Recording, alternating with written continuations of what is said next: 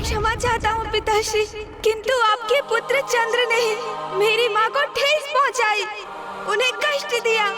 ये मैं कैसे स्वीकार करूँ पिताश्री, कैसे स्वीकार करूँ? आप ही बताइए। जो एक पुत्र को लगा उसने किया।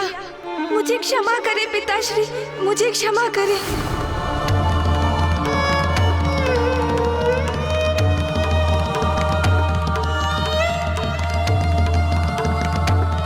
गणेश कुछ भी सुनने और समझने को तैयार क्यों नहीं हो रहा है? क्या कारण है कि पिताश्री के शब्द भी उसे प्रभावित करने में अक्षम हो रहे हैं? ओम नमः शिवाय। ओम नमः शिवाय। भौम के क्रोध का यह अतिरेक उचित नहीं। यदि वो शांत नहीं हुआ तो उसके क्रोध का कोई दुष्प्रभाव सृष्टि पर अवश्य होगा। अग्निदेव, आपका पूर्वाभास सत्य का रूप लेकर हमारे समक्ष आ ही गया। इतनी प्रसन्नता, इतने आनंद के बाद इतनी प्रतिकूल और इतनी दुखदायक घटना अंततः घट ही गई। किंतु देवराज, मैं ये समझने में असमर्थ हूं कि चंद्रदेव को गणेश जी का उपहास करने की क्या आवश्यकता थी। वरुण देव,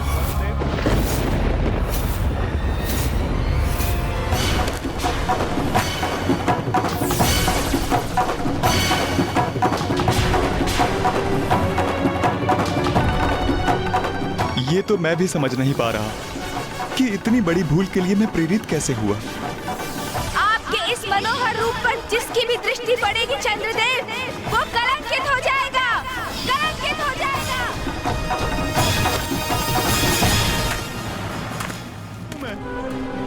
चंद्रदेव, मैं आपकी पीड़ा समझ सकता हूं, किंतु मुझे क्षमा कीजिए। इस विषय में मैं आपको कोई भी सुझाव देने में असमर्थ हूं। अब हमसे सुझाव का क्या लाभ है चंद्रदेव? आपने तो पूर्व में कोई विचार नहीं किया था ना। आपको तो पूर्व में विचार करना चाहिए था। प्रथम पूज्य गणेश जी का, पार्वती नंदन गणेश जी का, विघ्नहर्ता गणेश जी के उपहास के पूर्व कितना अनुचित व्यवहार था आपका चंद्रदेव। भला कोई बालकों के भोजन का उपहास करता है? चंद्रदेव, हम सभी देवता विवश हैं। हम यहाँ आपकी उपस्थिति स्वीकार नहीं कर सकते, क्योंकि आप पर दृष्टि पड़ने से हम सब कलंकित हो जाएंगे। आपकी भूल के कारण हम पुनः संकट में पड़ जाएं। ये उचित नहीं। देवताओं, मैं आपकी चिंता समझता हूं। पूर्व में भी मेरे कारण पर्याप्त अहित हुआ है, किंतु मेरा विश्वास करें, अब किसी का भी मेरे कारण अहित हो मुझे कदापि स्वीकार नहीं।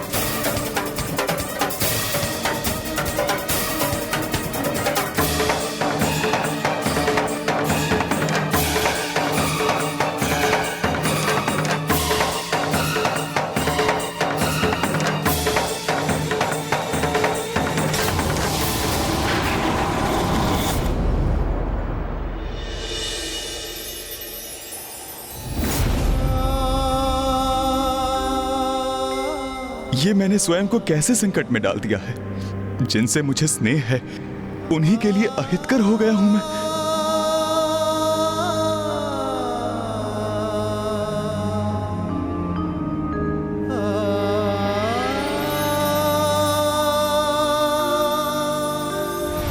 स्वामी,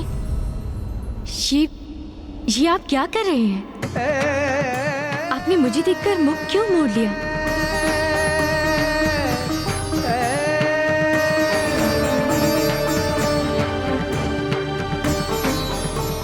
स्वामी? नहीं रोहिणी, वहीं रुक जाइए। मेरे निकट आने की भूल न करें।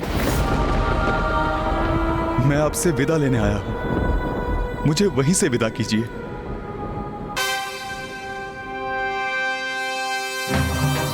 नाथ, आपके ये शब्द मेरे मन में अनेकों आशंकाएं उत्पन्न कर रहे हैं। आप बताइए ना मुझे, क्या हुआ है स्वामी? मैं श्रापित हो गया हूँ रोहिणी।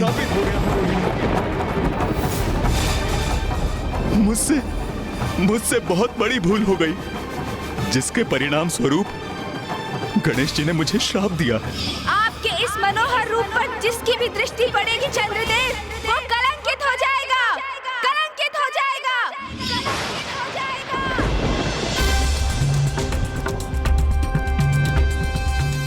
इसलिए मैं यहाँ से प्रस्थान कर रहा हूँ। किंतु स्वामी, स्वामी, स्वामी,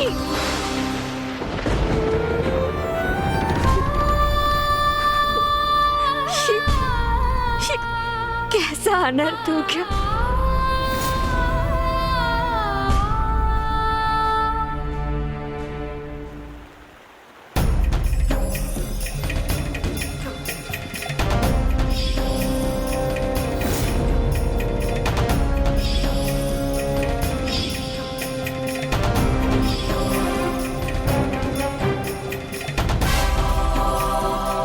गणेश, ये कैसा श्राप दे दिया तुमने चंद्रदेव को? भैया, आप मुझसे ही प्रश्न कर रहे हैं, किंतु क्या मैं आपसे एक प्रश्न पूछ सकता हूँ? हाँ अनुज, अवश्य पूछ सकते हो।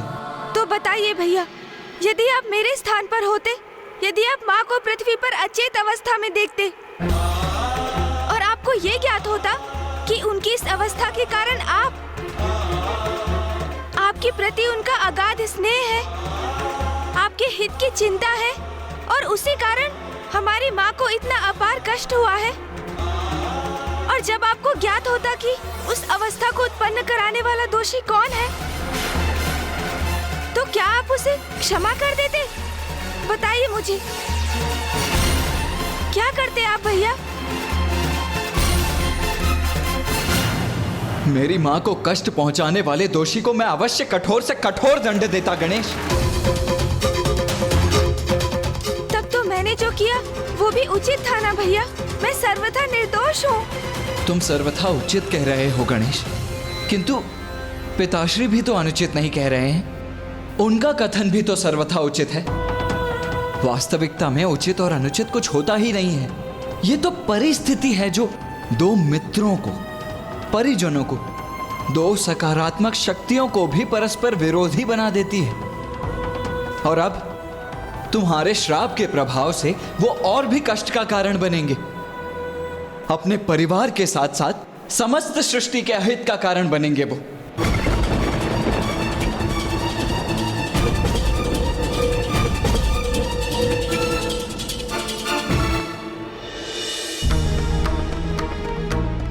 ये क्या हो गया? अपने सौंदर्य के अहंकार के कारण मैं अपने समाज, अपने परिजनों से परित्यक्त हो गया हूं।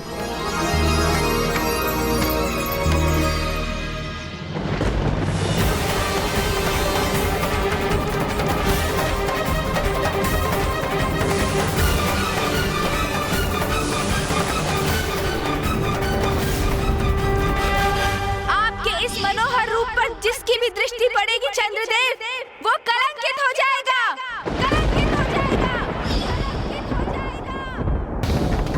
ये पुष्प मेरे कारण मुरझा गए।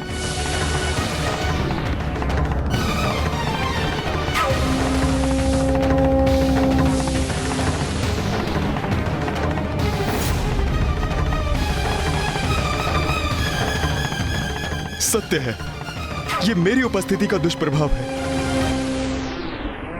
नहीं, नहीं,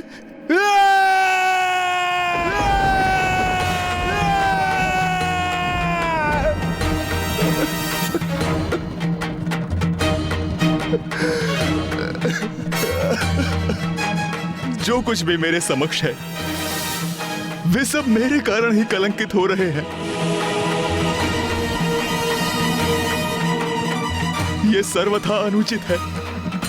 इतना बड़ा कलंक मैं स्वयं पर नहीं ले सकता, नहीं ले सकता मैं।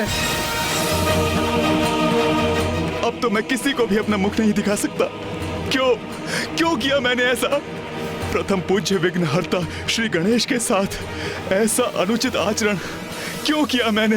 अब अपने इस दोषपूर्ण आचरण के कारण मैं सभी के लिए अदर्शनीय, वर्णहीन और अत्यंत मलिन हो गया हूं।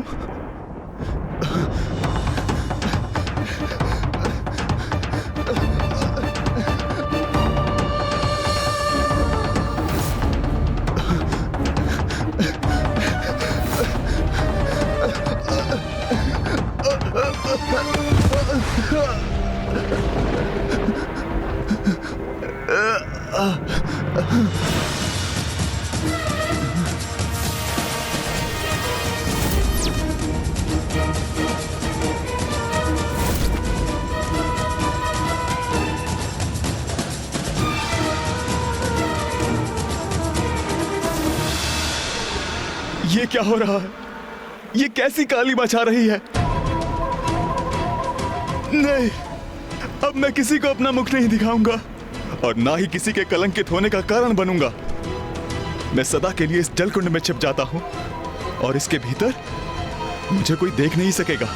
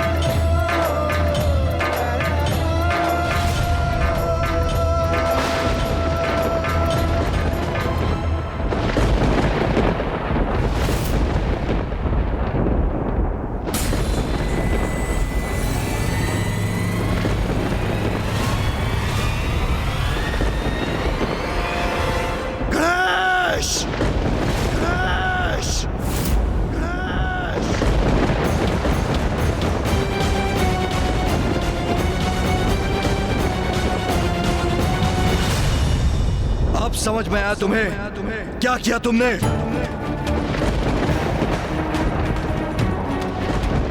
मैं तो माँ के साथ था पिताश्री। मैंने कुछ भी तो नहीं किया है। गणेश! पिताश्री, प्रतीत होता है चंद्रदेव अपना स्थान छोड़कर कहीं और प्रस्थान कर गए हैं। ये तो सर्वथा उचित है। अति उत्तम है भैया। पिताश्री, अब चंद्रदेव के आपके शीश पर उपस्थित ना रहने से, उनकी कांति खो देने से हम बिना कलंकित हुए आपके दर्शन करने के लिए मुक्त हैं। हमारी समस्या का समाधान तो स्वतः ही हो गया। हमारा परिवार अब पुनः कुशल है। ये गणेश को क्या हुआ? सदा अन्य सभी की चिंता करने वाला मेरा पुत्र अचानक कितना कठोर कैसे हो गया? पुत्र, जो तुम कर चुके हो उसके प्रभाव के बारे में एक बार गहनता से मंथन करो। जाओ पुत्र।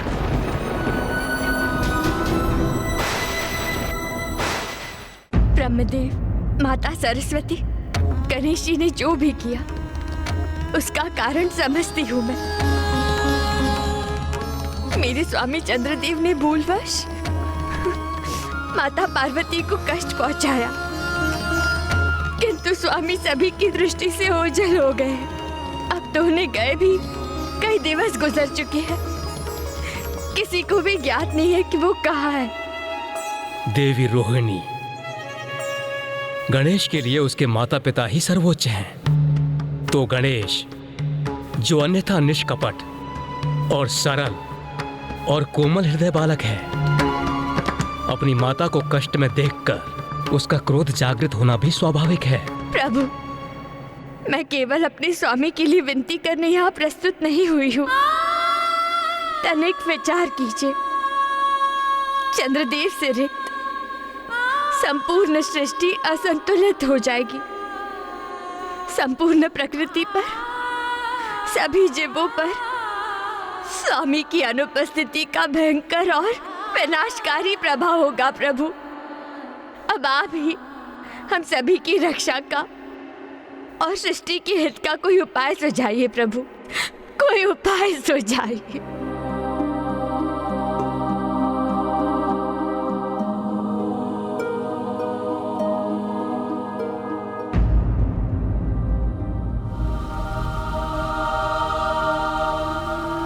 क्या मैं अपने स्वभाव के विपरीत वास्तव में हठ पर अड़ गया हूँ? और ये जो मुझे बार बार क्रोध का आभास हो रहा है, इसका कारण क्या है? पिताश्री उचित कहते हैं, मैंने क्रोधावास में ही चंद्रदेव को शापित कर दिया, किंतु क्यों? क्या कारण हो सकता है इसका? ओम नमः शिवाय। ओम नमः शिवाय।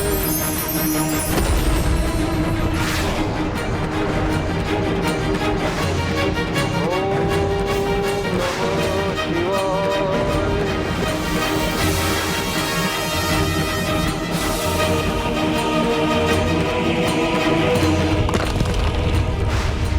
यहाँ भौम के तप के कारण उसके शरीर से उत्पन्न हुई उग्र ऊर्जा में निरंतर वृद्धि हो रही है।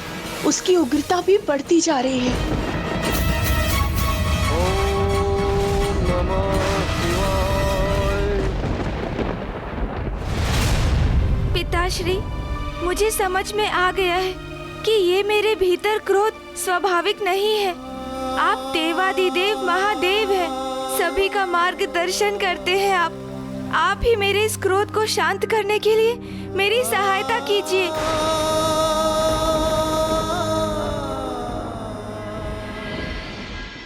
पुत्र गणेश एक अंतर्द्वंद से जूझ रहा है। पुत्र कार्तिकेय, तुम जाओ, उससे संवाद करो, उसे उचित मार्ग दिखाओ, उसे समझाओ कि चंद्र की उपस्थिति के बिना ब्रह्मांड को क्या क्षति पहुंचेगी। जाओ पुत्र। जो आज्ञा पिताश्री।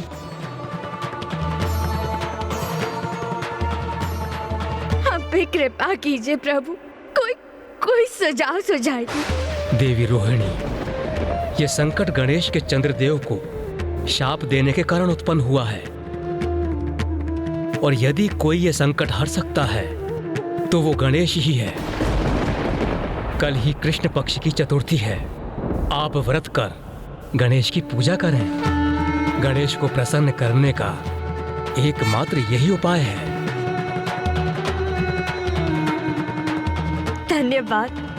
धन्यवाद प्रभु।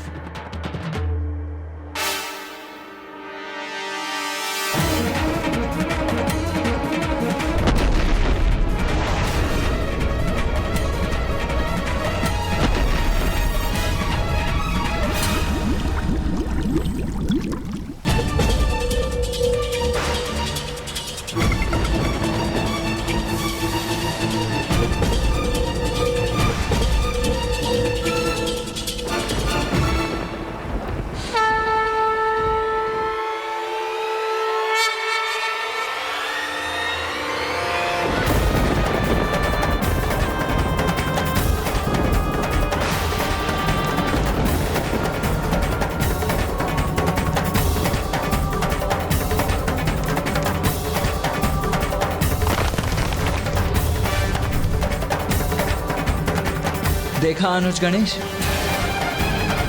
चंद्रदेव की अनुपस्थिति के कारण ही संपूर्ण सृष्टि में ऐसी भयंकर उष्मता उत्पन्न हुई है। हमें इसका कोई ना कोई निदान तो ढूंढना ही होगा ना अनुज। आओ अनुज गणेश, मेरे साथ पिताश्री के निकट चलो। अब इस परिस्थिति से हमें मुक्त कराने का कोई उचित सुझाव देकर वही हमारा मार्गदर्शन कर सकते हैं अनुज। हाँ भैया, मैं पिताश्री की शरण में जाऊंगा। चंद्रदेव को ढूंढने के लिए मेरा मार्गदर्शन करने का अनुरोध करूंगा।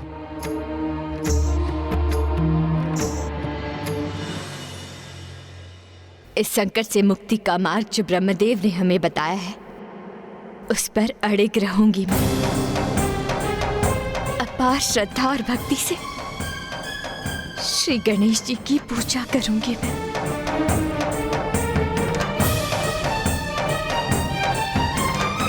देवी रोहिणी, प्रथम पूज्य गणेश जी को प्रसन्न करने हेतु हम सब देवता भी इस पूजा में आपके साथ सम्मिलित होंगे।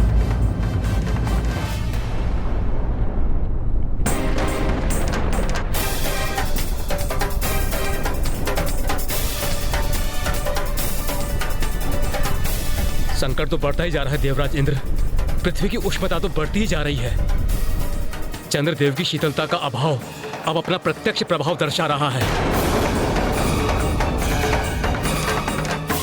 और स्थिति और भी क्रमशः गंभीर होती जाएगी। हमें प्रथम पूज्य गणेश जी को शीघ्र प्रसन्न करना होगा, अन्यथा अनर्थ हो जाएगा।